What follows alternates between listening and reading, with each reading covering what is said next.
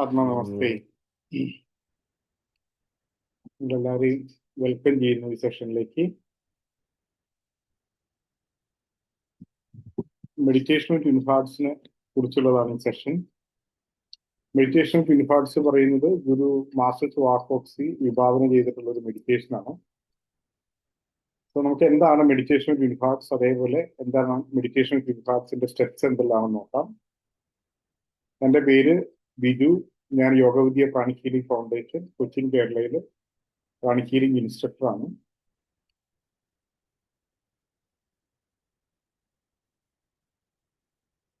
Okay,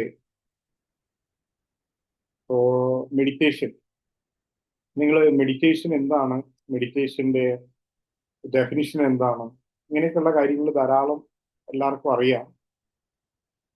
school of healing and മെഡിറ്റേഷന്റെ ഒരു YouTube video ഉണ്ട്, വാട്ട് ഈസ് മെഡിറ്റേഷൻ എന്ന് പറഞ്ഞു.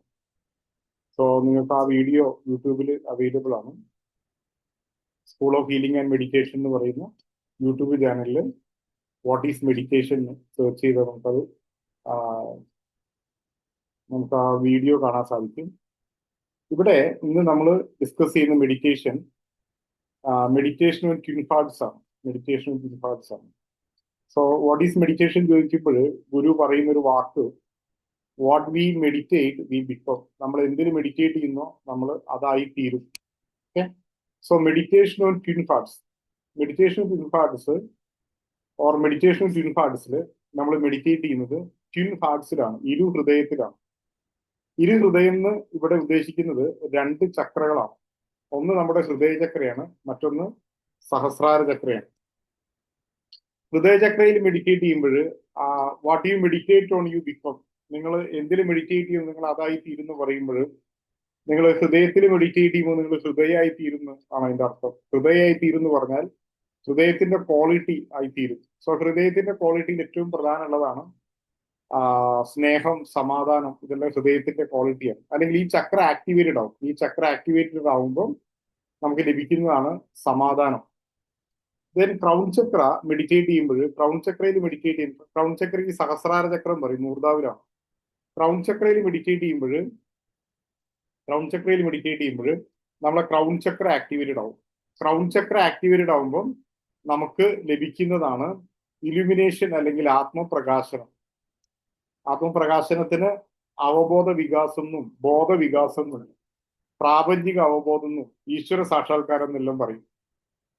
അപ്പോൾ എന്തിനു വേണ്ടിയാണ് നമ്മൾ ഈ മെഡിറ്റേറ്റ് ചെയ്യുന്നത്? ഹാർട്ടിലും ക്രൗണിലും മെഡിറ്റേറ്റ് ചെയ്യുന്നത്. ഇരു ഹൃദയം, ഇതും ഹൃദയമാണ്, ഇതും ഹൃദയമാണ്. എന്തുകൊണ്ടാണ് അത് ഹൃദയം എന്ന് പറയുന്നത് നമ്മൾ പറയും. ഈ രണ്ട് ഹൃദയത്തിലും മെഡിറ്റേറ്റ് ചെയ്യുമ്പോൾ നമ്മൾ നേടുന്നതാണ് പീസ് ആൻഡ് ഇലുമിനേഷൻ. ആന്തരിക ശാന്തിയും അതേപോലെ ആത്മപ്രകാശനം അല്ലെങ്കിൽ അവബോധ വികാസം. So meditation of twin hearts എന്തിനു വേണ്ടിയാണ്? Meditation of twin hearts for peace and illumination. ഇനി നമ്മൾ പറഞ്ഞു ഹാർട്ട് ചക്രയിൽ മെഡിറ്റേറ്റ് ചെയ്യണം. സോ ഹൃദയചക്രയിൽ മെഡിറ്റേറ്റ് ചെയ്യുമ്പോൾ ആ ഹൃദയചക്ര ആക്ടിവേറ്റഡ് ആവും. നമ്മുടെ ജീവിതത്തിൽ ഹൃദയചക്ര ആക്ടിവേറ്റഡ് ആയി കഴിഞ്ഞാൽ നമുക്ക് സമാധാനവും സ്നേഹവും സന്തോഷവും ഒക്കെ അനുഭവിക്കാനായിട്ട് സാധിക്കും. സോ ഈ സ്നേഹം, സമാധാനം, സന്തോഷം, ഇത് world piece day, world happiness day അല്ലെങ്കിൽ വാലന്റൈൻസ് ഡേ, ഈ ദിവസങ്ങളിലൊന്നും ഒക്കെ മാത്രം അനുഭവിക്കേണ്ട ഒരു വികാരമല്ല സ്നേഹവും സമാധാനവും സന്തോഷമൊക്കെ. എന്തുകൊണ്ട് നമുക്ക് ജീവിതത്തിൽ വേണ്ടത്ര അളവിൽ സമാധാനവും സ്നേഹവും സന്തോഷവും അനുഭവിക്കാൻ സാധിക്കുന്നില്ല എന്ന് ചോദിച്ചാൽ, വേണ്ടത്ര അളവിൽ ഹൃദയചക്രം ആക്ടിവേറ്റ് ചെയ്യപ്പെടാത്തതാണ് ഇതിന്റെ പ്രധാനമായിട്ടുള്ളൊരു കാരണം. നമുക്ക് അശാന്തിക്ക് കാരണമായിട്ടുള്ള സാഹചര്യങ്ങളൊന്നും ഉണ്ടായിക്കൊള്ളണമെന്നില്ല, അല്ലെങ്കിൽ വിഷമിച്ചിരിക്കേണ്ട സാഹചര്യങ്ങളൊന്നും ഉണ്ടായിക്കൊള്ളണമെന്നില്ല. പക്ഷേ സമാധാനവും സന്തോഷവും സ്നേഹവും ഒന്നും ഇല്ലെങ്കിൽ അതിന്റെ അർത്ഥം ഹൃദയചക്ര വേണ്ടത്ര ആക്ടിവേറ്റഡ് അല്ലാന്ന്. ഈ ചക്ര ആക്ടിവേറ്റഡ് ആയാൽ മാത്രമേ നമുക്ക് ഈ വികാരങ്ങളെയൊക്കെ അനുഭവിച്ചറിയാനായിട്ട് സാധിക്കുള്ളൂ. നമ്മുടെ നിത്യജീവിതത്തിൽ നമ്മളുടെ എന്താ പറയാ, നമ്മുടെ നിലനിൽപ്പിന് വേണ്ടിയും നമ്മുടെ ജീവിത വിജയത്തിന് വേണ്ടിയൊക്കെ ഉള്ള ഒരു പോരാട്ടമാണ് ജീവിതം എന്ന് പറയും. അപ്പൊ നമുക്ക് ഒരുപാട് കാര്യങ്ങൾ നേടിയെടുക്കാൻ വേണ്ടിയിട്ടുള്ള ഒരു യാത്രയിലാണ് എല്ലാവരും. എന്തൊക്കെ നേടാൻ സാധിക്കും അതൊക്കെ നേടാനുള്ള ഒരു പ്രയാണത്തിലാണ്. അങ്ങനെ എനിക്ക് അത് വേണം, ഇത് വേണം, അത് നേടണം, ഇത് നേടണം എന്നുള്ള ചിന്തയിൽ നടക്കുമ്പോൾ ആക്ടിവേറ്റ് ചെയ്യപ്പെടുന്നത് ഈ ഹാർട്ട് ചക്രയ്ക്ക് തൊട്ടു താഴെ ഉള്ള ഒരു ചക്രയാണ്. അതിന് നമ്മൾ സോളാർ പ്ലക്സസ് ചക്ര എന്ന് പറയാം. സോളാർ പ്ലക്സസ് ചക്ര. ഈ ചക്ര ആക്ടിവേറ്റഡ് ആയി കഴിഞ്ഞ ഒരാൾക്ക് അയാൾക്ക് എന്തും നേടണം, എനിക്കത് വേണം, എനിക്കിത് വേണം, എനിക്ക് നേടണം, എനിക്ക് നേടണം, എന്റെ കാര്യം എന്നുള്ളൊരു ചിന്ത ഉണ്ടാവും. ഒരു പരിധി വരെ അത് നല്ലതാണ് ജീവിതത്തിൽ. അങ്ങനെയുള്ള ആൾക്കാർ ഒരുപാട് കാര്യങ്ങൾ നേടാനും ഒക്കെ ജീവിത വിജയത്തിനൊക്കെ ഈ ചക്ര വളരെ ശക്തമായിരിക്കണം, നല്ലത് തന്നെയാണ്. അതേ സമയത്ത് ഈ ചക്രയുടെ ആക്ടിവേഷൻ കൊണ്ട് നമുക്ക് അനുഭവിക്കാൻ സാധിക്കുന്ന വികാരങ്ങൾ എന്ന് പറയുന്നത് താഴ്ന്ന വികാരങ്ങളാണ്, അല്ലെങ്കിൽ ലോവർ ഇമോഷൻസ് ആണ്. അതുവഴി നമുക്ക് അനുഭവിക്കാൻ സാധിക്കുക, ജീവിതത്തിൽ അനുഭവിക്കാൻ സാധിക്കുക stress, tension, anxiety, hatred, fear, ഇങ്ങനെയുള്ള കുറെ വികാരങ്ങളാണ്. അപ്പോൾ അതുകൊണ്ട് ഈ ഹാർട്ട് ചക്രയും സോളാർ പ്ലക്സസ് ചക്രയും രണ്ടും വൈകാരിക കേന്ദ്രങ്ങളാണ്, ഇമോഷണൽ സെന്റർ ആണ്. പക്ഷെ ഹാർട്ട് ചക്ര ഉയർന്ന വികാരത്തിന്റെയും സോളാർ പ്ലക്സസ് ചക്ര താഴ്ന്ന വികാരങ്ങളുടെയും കേന്ദ്രമാണ്. അപ്പൊ ആരുടെയാണോ നമ്മുടെ ജീവിതത്തിൽ സ്ട്രെസ് ആണ് അനുഭവിക്കുന്നത്, ദേഷ്യവും വിദ്വേഷമാണ് അനുഭവിക്കുന്നത്, പേടിയാണ് അനുഭവിക്കുന്നത്, അതല്ല സന്തോഷാണോ, സമാധാനാണോ, സ്നേഹമാണോ അനുഭവിക്കുന്നത് എന്നുള്ളത് ഈ രണ്ട് ചക്രകളിൽ ഏത് ചക്ര നമ്മൾ ആക്ടിവേറ്റ് ചെയ്തിരിക്കുന്നു എന്നുള്ളതിനെ ആശ്രയിച്ചിരിക്കും. ഞാൻ പറഞ്ഞു, സാധാരണഗതിയിൽ നമ്മുടെ ജീവിതത്തിൽ നമുക്ക് എല്ലാം നേടാനും നിലനിൽക്കാനും ഒക്കെ വേണ്ടി പ്രയത്നിക്കുമ്പോൾ ഓരോ ജോലിയിൽ നമ്മൾ ചെയ്യുമ്പോൾ, ഒരു ജോലി നമ്മൾ ചെയ്യുമ്പോൾ വളരെ ഉത്തരവാദിത്തത്തോടു കൂടി എനിക്ക് അത് ഇന്ന സമയത്തിനുള്ളിൽ ചെയ്തു തീർക്കണം എന്നൊക്കെയുള്ള ഉത്തരവാദിത്തത്തിനോട് കൂടി നമ്മൾ ചെയ്തു തീർക്കുമ്പോൾ നമ്മുടെ സോളാർ പ്ലക്സസ് ചക്ര ആക്ടിവേറ്റഡ് ആവുക. അപ്പൊ എന്തുണ്ടാവും? സ്ട്രെസ്സും ഉണ്ടാവും. അപ്പൊ ഈ സോളാർ പ്ലക്സസ് ചക്ര ആക്ടിവേറ്റഡ് ആവുന്നത് മോശമൊന്നുമല്ല. കാരണം ഈ സോളാർ പ്ലക്സസ് ചക്ര ഉണ്ടെങ്കിലാണ് നമ്മൾ പലതും നേടുകയും ഒക്കെ ചെയ്യാം. നമുക്ക് വിജയിക്കണം, നേടണം എന്നുള്ള ചിന്തയൊക്കെ ഈ ചക്രയുടെയാണ്. അതേ സമയത്ത് ഇത് താഴ്ന്ന വികാരങ്ങൾ മാത്രം അനുഭവിക്കാനേ ഈ ചക്രയ്ക്ക് യോഗമുള്ളൂ. അല്ല, ഈ ചക്ര ആക്ടിവേറ്റഡ് ആയിട്ടുള്ള ഒരാൾക്ക് സ്ട്രെസ്സും ടെൻഷനും ഇറിറ്റേഷനും ദേഷ്യവും വിദ്വേഷവും പേടിയും ഒക്കെ അനുഭവിക്കാനേ സാധിക്കുള്ളൂ. നല്ല വികാരങ്ങളൊക്കെ അനുഭവിക്കാൻ എന്ത് വേണം? നല്ല വികാരങ്ങളൊക്കെ അനുഭവിക്കണമെങ്കിൽ ഹാർട്ട് ചക്ര ആക്ടിവേറ്റഡ് ആവണം. ഹാർട്ട് ചക്ര ആക്ടിവേറ്റഡ് ആയി കഴിഞ്ഞാൽ അയാളുടെ ജീവിതത്തിൽ വിജയമാണെങ്കിലും പരാജയമാണെങ്കിലും ആൾക്ക് നല്ല സമാധാനം ഉണ്ടാവും, സന്തോഷം ഉണ്ടാവും. അയാൾക്ക് ആരോടും ദേഷ്യം ഉണ്ടാവില്ല, അയാൾക്ക് ആരോടും വിദ്വേഷം ഉണ്ടാവില്ല. അതുകൊണ്ട് തന്നെ അയാളുടെ ലൈഫ് വളരെ സുഖകരമായിട്ട് പോകും. അതേ സമയത്ത് ഈ സോളാർ പ്ലക്സസ് ചക്രയാണ് ആക്ടിവേറ്റഡ് ആയിട്ടുണ്ടെങ്കിലോ, ആക്ടിവേറ്റഡ് ആയിട്ടുള്ള ആൾക്ക് ജീവിതത്തിൽ വിജയം ഉണ്ടാവും, നേട്ടങ്ങൾ ഉണ്ടാവും, ഒക്കെ ഉണ്ടാവും. പക്ഷെ അയാൾക്ക് എന്തേ അനുഭവിക്കാൻ സാധിക്കുള്ളൂ? എപ്പോഴും സ്ട്രെസ്സും ടെൻഷനും ഇറിറ്റേഷനും ഒക്കെ ആയിരിക്കും. അപ്പൊ നമ്മൾ എന്ത് ചെയ്യണം? നമ്മൾ ഉറപ്പുവരുത്തണം നമ്മുടെ സോളാർ പ്ലക്സസ് ചക്ര ഓൾമോസ്റ്റ് എല്ലാവരിലും അത് ആക്ടിവേറ്റ് ചെയ്യേണ്ട കാര്യമില്ല. നല്ലൊരു ശതമാനം, അല്ലെ മെജോറിറ്റി, അല്ലെങ്കിൽ ഓൾമോസ്റ്റ് എല്ലാവരും സോളാർ പ്ലക്സസ് ചക്ര ആക്ടിവേറ്റഡ് ആയിരിക്കും. അതേ സമയത്ത് നമുക്ക് എന്ത് വേണം? ബാലൻസ്ലി നമുക്ക് ആക്ടിവേറ്റ് ചെയ്യണം ഹാർട്ട് ചക്ര. സോ ഹാർട്ട് ചക്ര ആക്ടിവേറ്റ് ചെയ്യുമ്പോൾ മാത്രമേ നമുക്ക് ജീവിതത്തിൽ സമാധാനവും സന്തോഷവും സ്നേഹവും ഒക്കെ അനുഭവിക്കാനും, നമുക്ക് കൂടുതൽ കമ്പാഷനേറ്റ് ആവാനും, നമുക്ക് കൂടുതൽ ജനറസ് ആവാനും, നമ്മൾ കൂടുതൽ നൽകുന്നവരാവാനും, നൽകുന്നതിലൂടെ നേടിക്കൊണ്ട് ജീവിതം വളരെ പ്രോസ്പെറസ് ആവാനൊക്കെ സാധിക്കുന്നു. സോ ഇതിനു വേണ്ടിയാണ് ഹാർട്ട് ചക്ര ആക്ടിവേറ്റ് ചെയ്യുന്നത്. സോ ഈ ഹാർട്ട് ചക്ര ആക്ടിവേറ്റ് ചെയ്യുക എന്ന് പറയുന്നത് ഈ യോഗ ഭക്തി യോഗ എന്നാ പറയാം ഇതിന്. ഭക്തി പറഞ്ഞാൽ പ്യുവർ സ്നേഹം എന്നാണ്, സ്നേഹത്തിന്റെ കേന്ദ്രമാണ് സോളാർ പ്ലക്സസ് അല്ല, ഹാർട്ട് ചക്ര. ഇത് എല്ലാ മതപാരമ്പര്യങ്ങളിലും പറയും ഹൃദയചക്രയുടെ പ്രാധാന്യം. ജീസസ് ക്രൈസ്റ്റ് സേക്രഡ് ഹാർട്ട് പറയുന്നത് ഹൃദയചക്രയെ ആക്ടിവേറ്റ് ചെയ്യുക, അല്ലെങ്കിൽ സ്നേഹ സന്ദേശമാണ്. ദെൻ ഇവിടെയും ഹൃദയത്തില് ഡിവോഷൻ ടു ലോർഡ് രാമ, രാമനോടുള്ള സ്നേഹം, ആ ഡിവോഷൻ എന്ന് പറഞ്ഞാൽ സ്നേഹമാണ്. ഹൃദയത്തിലാണ് ഈശ്വരൻ ഇരിക്കുന്നതെന്ന് ഗീതയിൽ പറയും. സോ ആ ഹൃദയത്തിലുള്ള സ്നേഹം, സോ ആക്ടിവേഷൻ ഓഫ് ഹാർട്ട് ചക്ര, ഇതിനെ ഭക്തി യോഗ എന്നാ പറയാം. ഹൃദയചക്ര ആക്ടിവേറ്റ് ചെയ്തുകൊണ്ട് ഈശ്വര സാക്ഷാത്കാരം നേടുന്ന യോഗയ്ക്ക് ഭക്തി യോഗ എന്നാ പറയാം. ഇനി ഈശ്വര സാക്ഷാത്കാരവും ഈ ഹൃദയചക്രയായിട്ടുള്ള ബന്ധം എന്താണെന്ന് ചോദിച്ചാൽ, ഈശ്വര സാക്ഷാത്കാരത്തിന്റെ ചക്ര പറയുന്നത് ക്രൗൺ ചക്രയാണ്. ഈ ചക്ര നമ്മൾ പറയും ബോധവികാസത്തിന്റെ ചക്രയാണ്. ഉയർന്ന ബോധം അല്ലെങ്കിൽ ഉന്നതമായ ബോധം ആർജിക്കണം എന്നുണ്ടെങ്കിൽ ഈ ചക്ര ആക്ടിവേറ്റഡ് ആണ്, ക്രൗൺ ചക്ര ആക്ടിവേറ്റഡ് ആണ്. അതിനെ നമ്മുടെ ഇലുമിനേഷൻ അല്ലെങ്കിൽ എക്സ്പാൻഷൻ ഓഫ് കോൺഷ്യസ്നസ് എന്നൊക്കെ പറയാം. അങ്ങനെ നമ്മുടെ ബോധം വികസിച്ച് വികസിച്ച് വികസിച്ച് ആ ബോധം പ്രാപഞ്ചിക തലത്തിലേക്ക് എത്തുന്ന അവസ്ഥയ്ക്ക് പറയും പ്രാപഞ്ചിക അവബോധം. പ്രാപഞ്ചിക അവബോധം ഒരാള് അച്ചീവ് ചെയ്യുക പറഞ്ഞാൽ അയാൾ പ്രപഞ്ചം മുഴുവൻ നിറഞ്ഞിരിക്കുന്ന ബോധ ചൈതന്യമായിട്ട് മാറും എന്നാ പറയാം. അപ്പൊ പ്രപഞ്ചം മുഴുവൻ നിറഞ്ഞിരിക്കുന്ന ബോധ ചൈതന്യമായിട്ട് മാറുക, അല്ലെങ്കിൽ അയാളുടെ ബോധം വികസിച്ച് പ്രാപഞ്ചിക തലത്തിലേക്ക് എത്തുക, യൂണിവേഴ്സൽ കോൺഷ്യസ്നസ് അല്ലെങ്കിൽ പ്രാപഞ്ചിക അവബോധം എന്ന് പറയും. അപ്പൊ ബോധം എക്സ്പാൻഡ് ചെയ്ത് ആ യൂണിവേഴ്സൽ കോൺഷ്യസ്നെസ്സിലേക്ക് എത്തണം.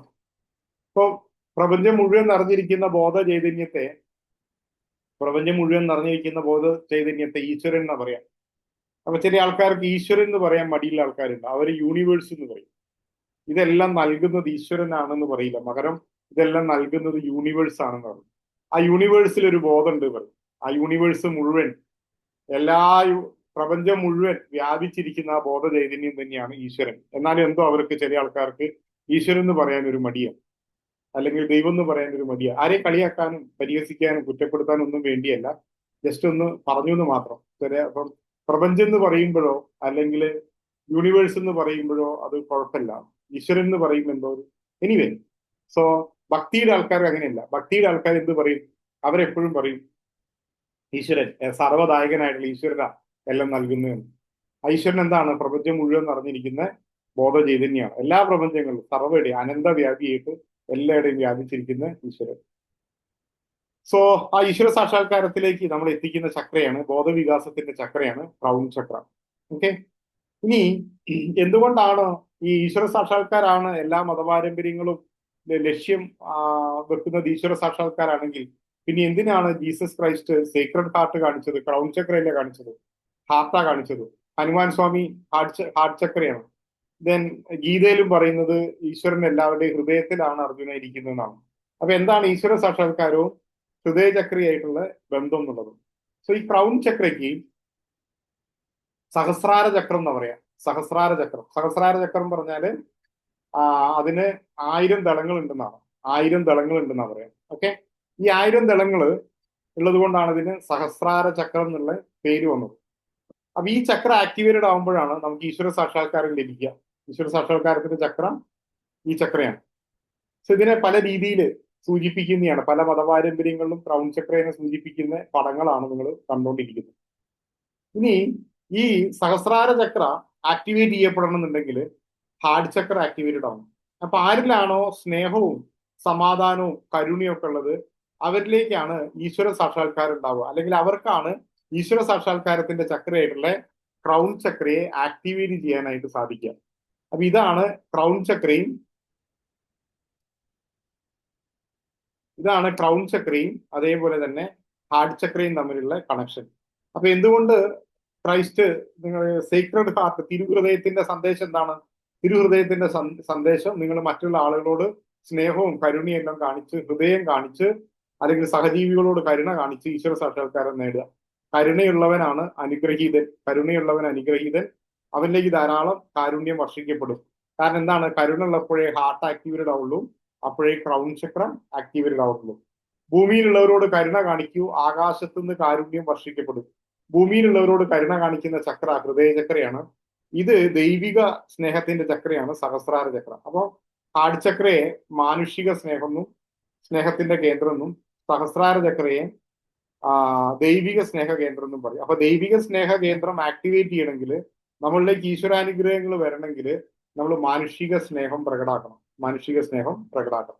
മെഡിറ്റേഷൻ വിത്ത് ഹാർട്ട്സ് നിങ്ങൾ ഈ 2 ചക്രകളെ ആക്ടിവേറ്റ് ചെയ്യുന്ന. അപ്പൊ അതുവഴി നമുക്ക് ഉയർന്ന വികാരങ്ങൾ ജീവിതത്തിൽ പ്രകടാക്കാൻ പറ്റും. സ്നേഹവും സമാധാനവും സന്തോഷമൊക്കെ നമുക്ക് അനുഭവിക്കാനും പ്രകടാക്കാനും സാധിക്കും.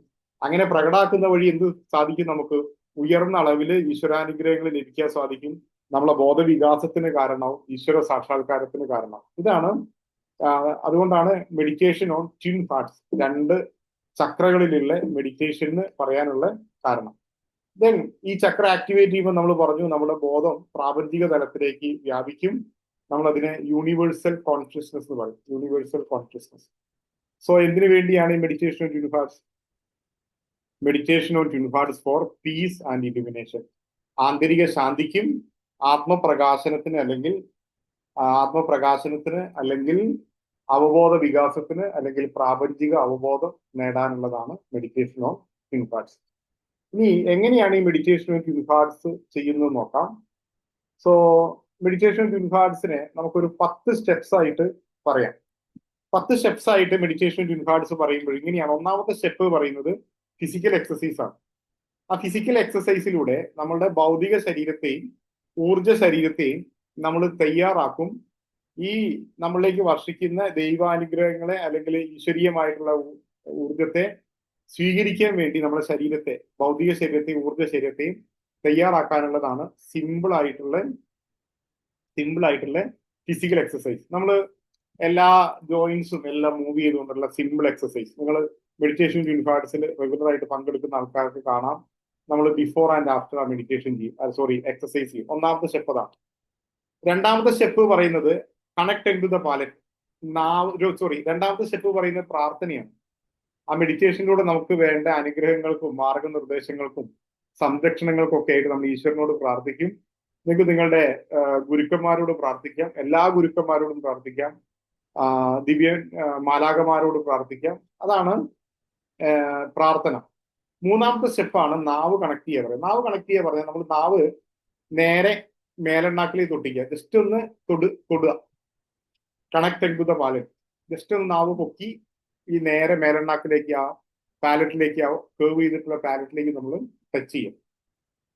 നാവ് കണക്ട് ചെയ്യുമ്പോൾ പ്രാണിക് ഹീലിംഗ് തിയറി പ്രകാരം ഒരുപാട് കാര്യങ്ങൾ നമ്മൾ സംഭവിക്കുന്നുണ്ട്. ഒന്ന്, നമ്മളുള്ള പ്രാണോർജ്ജം വർദ്ധിക്കുന്നുണ്ട്. പ്രാണോർജ്ജം മാത്രമല്ല, നമ്മളുടെ ദൈവികോർജ്ജവും വർദ്ധിച്ച് നമ്മുടെ എനർജി ബോഡി വളരെ സ്ട്രോങ് ആവും. നമ്മുടെ എനർജി എക്സ്പാൻഡ് ചെയ്യുകയും ചെയ്യും. അതേപോലെ തന്നെ എനർജി വളരെ സ്ട്രോങ് ആവും, വളരെ ഡെൻസ് ആവുകയും ചെയ്യും. സോ നമ്മളെ ഭൗതിക ശരീരത്തിൽ അല്ലെങ്കിൽ നമ്മുടെ എനർജി സിസ്റ്റത്തിൽ നല്ല പോസിറ്റീവ് ആയിട്ടുള്ള, നല്ല പ്രോഗ്രസീവ് ആയിട്ടുള്ള, ബെനിഫിഷ്യൽ ആയിട്ടുള്ള ഇഫക്റ്റ് ആണ് നാവ് കണക്ട് ചെയ്തുകൊണ്ട് സംഭവിക്കുക. അപ്പോൾ 3 സ്റ്റെപ്പായി. നാലാമത്തെ സ്റ്റെപ്പ് പറയുന്നത് ഹൃദയചക്രയെ ആക്ടിവേറ്റ് ചെയ്യുക. നിങ്ങൾക്ക് ഇവിടെ ആദ്യം ഹൃദയചക്രയും ക്രൗൺ ചക്രയും ആക്ടിവേറ്റ് ചെയ്യാൻ വേണ്ടി പറയും നമ്മൾ സന്തോഷകരമായ ഒരു അനുഭവം ഓർത്തെടുക്കാനാണ്. എപ്പോഴൊക്കെ നിങ്ങൾ ജീവിതത്തിൽ ഉണ്ടായിട്ടുള്ള സന്തോഷകരമായ അനുഭവം ഓർത്തെടുക്കുന്നോ അപ്പോഴൊക്കെ നിങ്ങളുടെ ഹൃദയചക്ര ആക്ടിവേറ്റഡ് ആവും.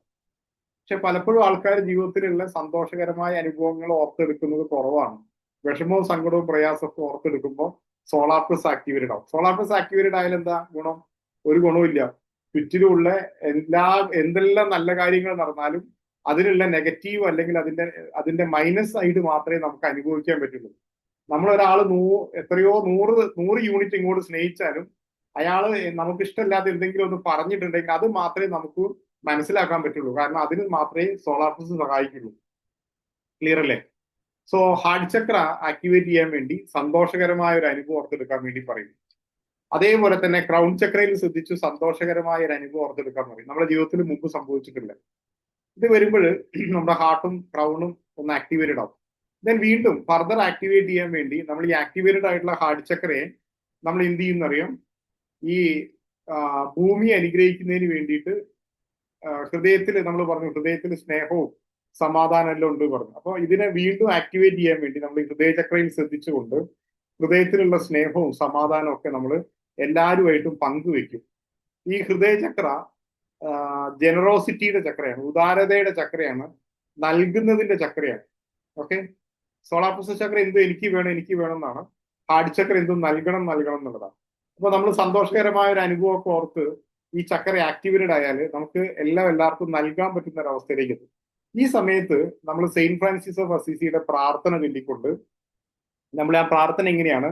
എന്നെ അങ്ങയുടെ സമാധാനത്തിന്റെ ഉപകരണമാക്കണമെന്ന് പ്രാർത്ഥിക്കും. സോ നമ്മുടെ ഹൃദയചക്രയിൽ ശ്രദ്ധിച്ചുകൊണ്ട് നമ്മൾ ആ പ്രാർത്ഥനയിലൂടെ നമ്മൾ ദൈവികമായിട്ടുള്ള സമാധാനത്തെ സ്വീകരിച്ച് ഹൃദയചക്രയിൽ ശ്രദ്ധിച്ച് 2 കൈകൊണ്ടും ആ ദിവ്യ സമാധാനത്തെ നമ്മളെ കൈകൾക്ക് മുമ്പിലായിട്ട് ഭൂമി ഒരു ചെറിയ ഗോളമായിട്ട് സങ്കല്പിച്ച് 2 കൈകൊണ്ടും ആ ദൈവിക സമാധാനത്തെ നമ്മൾ ഭൂമിയിലേക്ക് അനുഗ്രഹമായിട്ട് ചൊരിയും. ആ പ്രാർത്ഥന നമ്മൾ തുടരും. വിദ്വേഷമുള്ളിടത്ത് ഞാൻ സ്നേഹം വിതയ്ക്കട്ടെ. നമ്മൾ ദൈവികമായ സ്നേഹത്തിന്റെ ഒരു പ്രവാഹം ആദ്യമായിട്ട് മാറും. ഹൃദയചക്രയിൽ ശ്രദ്ധിച്ചുകൊണ്ട് നമ്മൾ ആ ദൈവിക സ്നേഹവും അതേപോലെ ക്ഷമിക്കാനുള്ള കഴിവും പ്രതീക്ഷയും വിശ്വാസവും പ്രകാശവും ആനന്ദവും ഒക്കെ നമ്മൾ ഭൂമിയിലേക്ക് നൽകും. അതേപോലെ ക്രൗൺ ചക്രയിൽ ശ്രദ്ധിച്ചുകൊണ്ടും സമാധാനം കൊണ്ടും സ്നേഹം കൊണ്ടും കാരുണ്യം കൊണ്ടൊക്കെ ഭൂമിയെ അനുഗ്രഹിക്കും. എല്ലാ ചരാചരങ്ങളെയും, സർവ്വചരാചരങ്ങളെയും അനുഗ്രഹിക്കും. അതേപോലെ ഹൃദയചക്രയിലും സഹസ്രാര ചക്രയിലും ഒരേ സമയം ശ്രദ്ധിച്ചുകൊണ്ട് നമ്മൾ ഭൂമിയെ അനുഗ്രഹിക്കും. അപ്പൊ നിങ്ങൾ ഈ ഒരു പാർട്ട് ഈ മെഡിറ്റേഷനിൽ വരുന്ന സമയത്ത് കൈകൾ ഇങ്ങനെയാണ് പിടിക്കേണ്ടത്. അപ്പൊ നമ്മൾ ഇതിന് ശേഷം ചെയ്യുന്ന മെഡിറ്റേഷനിൽ ഗ്രാൻഡ് മാസ്റ്റർ ഗൈഡ് ചെയ്യുമ്പോൾ നിങ്ങളോട് raise your hands at the chest level എന്ന് പറയും. ഇതേപോലെ കൈകൾ ബ്ലെസ്സിംഗ് പോസ്റ്റിൽ വെച്ചുകൊണ്ടാണ് നമ്മൾ ആ പ്രാർത്ഥന ചെയ്തുകൊണ്ട് ഈ ഭൂമിയെ അനുഗ്രഹിക്കുന്നത്. അപ്പൊ നിങ്ങൾ ഹൃദയത്തിൽ ശ്രദ്ധിച്ച് ഭൂമിയെ അനുഗ്രഹിക്കുമ്പോൾ, എല്ലാവരെയും അനുഗ്രഹിക്കുമ്പോൾ നമുക്ക് എന്താവും? നമ്മുടെ ഹൃദയചക്ര ആക്ടിവേറ്റഡ് ആവും. ആ സമയത്ത് തന്നെ നമ്മുടെ ക്രൗൺ ചക്ര ആക്ടിവേറ്റഡ് ആവും. സോ നമുക്ക് ധാരാളം സ്നേഹവും സമാധാനവും അനുഭവിക്കാനും ഫർദർ അത് റിസീവ് ചെയ്യാൻ അനുഭവിക്കാനും പറ്റുന്ന അവസ്ഥയിലേക്ക് നമ്മൾ ട്രാൻസ്ഫോം ചെയ്യപ്പെടും. അതേപോലെ നമ്മുടെ ബോധവികാസം, ഉയർന്ന ബോധവികാസത്തിലേക്കും നമ്മൾ നയിക്കപ്പെടും. അടുത്തത് ഈ ബോധവികാസത്തെ നമുക്ക് എങ്ങനെ എക്സ്പീരിയൻസ് ചെയ്യാൻ പറ്റും എന്നുള്ളതാണ്. സോ അതിനു വേണ്ടി പറയുന്ന പാർട്ടാണ് ഇലിമിനേഷൻ പാർട്ട് പറയും. അവിടെ നമ്മൾ ഈ സഹസ്രാര ചക്രയിൽ അല്ലെങ്കിൽ ക്രൗൺ ചക്രയിൽ ഒരു പ്രകാശ നാളുള്ളതായിട്ട് സങ്കല്പിക്കും. ഒരു പോയിന്റ് ഓഫ് ലൈറ്റ് ഉള്ളതായിട്ട്, ഒരു പ്രകാശ ബിന്ദുവായിട്ട്, അതല്ലെങ്കിൽ ഒരു ജ്വലിക്കുന്ന നക്ഷത്രമായിട്ട്, ഒരു ബ്രില്യൻ സ്റ്റാർ ആയിട്ട് സങ്കല്പിച്ച് ഗ്രാൻഡ് മാസ്റ്റർ ഓം മന്ത്ര ചാൻഡ് ചെയ്യും. നമുക്ക് ഓം മന്ത്രം ഉപയോഗിക്കാം, ആമേൻ ഉപയോഗിക്കാം, ആമീൻ ഉപയോഗിക്കാം. ഇങ്ങനെയുള്ള മന്ത്രങ്ങൾ ചാൻഡ് ചെയ്യും. അപ്പൊ മന്ത്ര ചാൻഡ് ചെയ്യുമ്പോൾ ഒരു ഓം അല്ലെങ്കിൽ ഒരു ആമീൻ മന്ത്ര അല്ലെങ്കിൽ ഒരു ആമീൻ മന്ത്ര കേൾക്കുക. നമ്മൾ ആ ത്രൂ ഔട്ട് നമ്മൾ ആ ലൈറ്റിൽ തന്നെ മെഡിറ്റേറ്റ് ചെയ്തിരിക്കണം. ലൈറ്റിൽ തന്നെ ശ്രദ്ധിച്ചിരിക്കുക. ആ ഒരു മന്ത്ര ചാൻഡ് ചെയ്യുമ്പോൾ ആ മന്ത്ര കേൾക്കുക. അത് കഴിഞ്ഞ് അടുത്ത മന്ത്ര ചാൻഡ് ചെയ്യുന്നതിനിടയിൽ ഒരു നിശബ്ദത ഉണ്ടാവും. ആ നിശബ്ദതയിൽ നമ്മൾ എന്ത് ചെയ്യണം? ആ നിശബ്ദതയിൽ നമ്മൾ മന്ത്ര ശബ്ദമാണ്, മന്ത്രം ഇല്ലാത്ത സമയം നിശബ്ദതയാണ്. ആ നിശബ്ദതയിലും നമ്മൾ മെഡിറ്റേറ്റ് ചെയ്യണം. അപ്പൊ മെഡിറ്റേറ്റ് ചെയ്യാൻ പറയുമ്പോൾ നമ്മൾ ഒരുപാട് ഫോക്കസ് ചെയ്യുക, കോൺസെൻട്രേറ്റ് ചെയ്യാന്നൊന്നുമല്ല. നമ്മൾ കൂളായിട്ട് റിലാക്സ്ഡ് ആയിട്ട് ഇരിക്കുന്നു.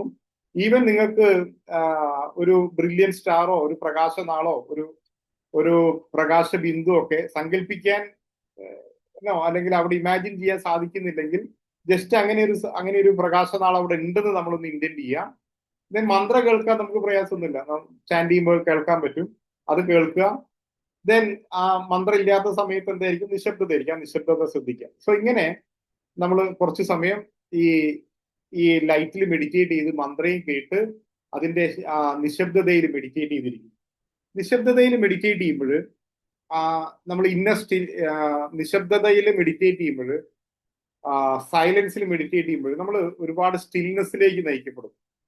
ഇന്നർ സ്റ്റിൽനെസ്സിലേക്ക് നയിക്കപ്പെടും. സോ ഇന്നർ സ്റ്റിൽനെസ്, കാംനെസ്, ഈ സൈലൻസ് എന്നെല്ലാം പറയുന്നത് മാസ്റ്റർ ശിവ പറയാണ്, അതൊക്കെ ഉന്നതമായിട്ടുള്ള ഈ ബോധവികാസത്തെ നമുക്ക് എക്സ്പീരിയൻസ് ചെയ്യാൻ സാധിക്കുന്നതിന്റെ ആദ്യ ചവിട്ടുപടിയാണ്.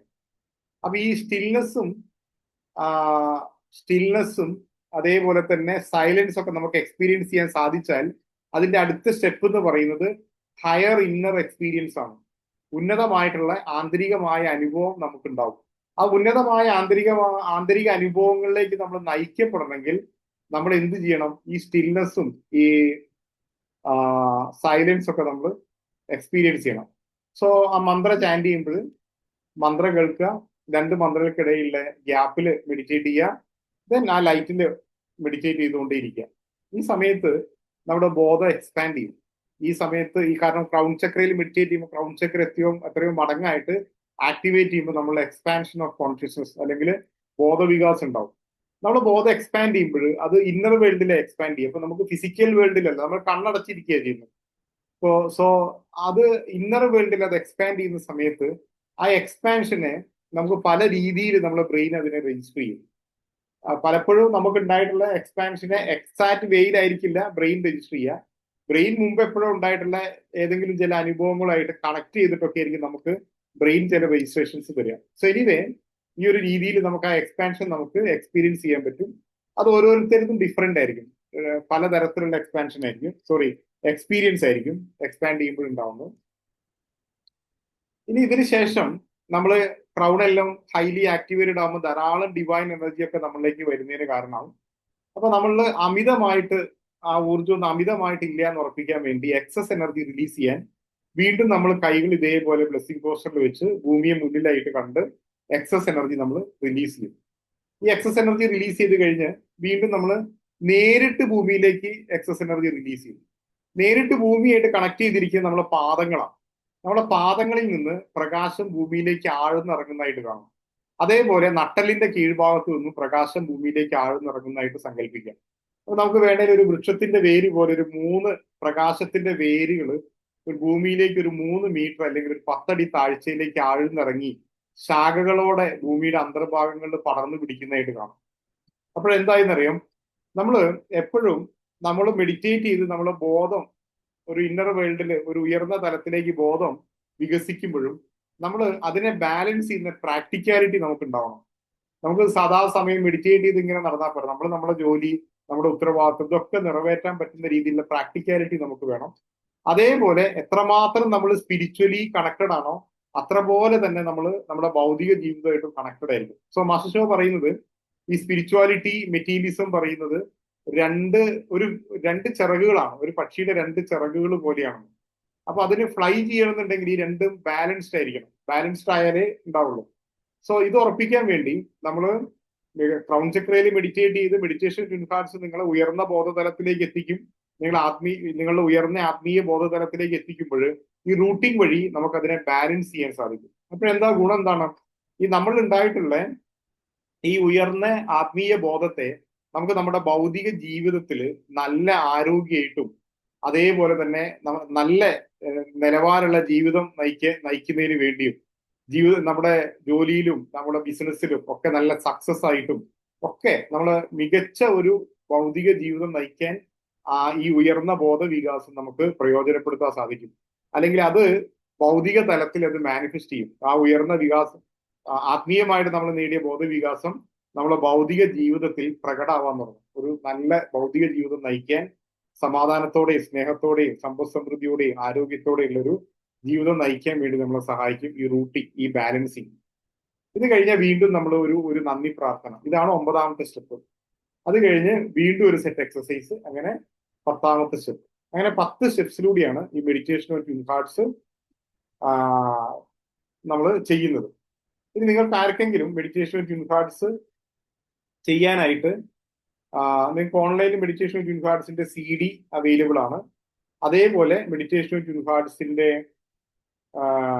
ഒരുപാട് വീഡിയോസ് ഒക്കെ ഗ്രാൻഡ് മാസ്റ്റർ ചെയ്യുന്ന വീഡിയോസ് നെറ്റിൽ അവൈലബിൾ ആണ്. പിന്നെ നിങ്ങൾക്ക് പ്രാണിക് ഹീലിംഗ് സെന്റേഴ്സ് ആയിട്ടോ പ്രാണിക് ഹീലിംഗ് ഫൗണ്ടേഷൻ ആയിട്ടോ അല്ലെങ്കിൽ പ്രാണിക് ഹീലിംഗ് ഇൻസ്ട്രക്ടേഴ്സ് ആയിട്ടോ കോൺടാക്ട് ചെയ്താൽ മെഡിറ്റേഷൻ ഓഫ് ട്വിൻഹാർട്സിന്റെ CD നിങ്ങൾക്ക് മേടിക്കാൻ പറ്റും. പിന്നെ ഇന്ത്യയിലുള്ള മറ്റു ചില ഫൗണ്ടേഷൻസ് ഒക്കെ, കൽക്കട്ട ഫൗണ്ടേഷനോ ഡൽഹി ഫൗണ്ടേഷനോ ഒക്കെ, പ്രാണിക് ഹീലിംഗ് ഫൗണ്ടേഷൻസ് ഒക്കെ,